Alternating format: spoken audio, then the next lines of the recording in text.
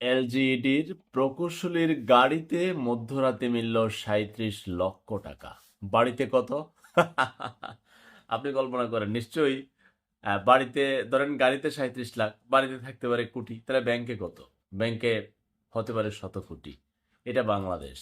এখানে মাহে রমাদান চলছে নাকি কি চলছে দেখার বিষয় না, যারা আলগাপাতি খায় চলছে।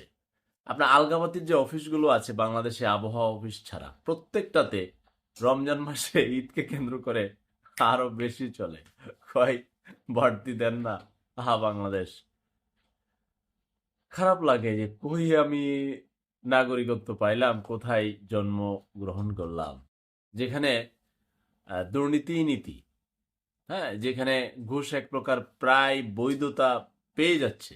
মানে আপনার এটা সিস্টেম, আপনি আলগাপাতি কোন আমল চলছে এটাও তারা দেখতে চায় না। মানে এটা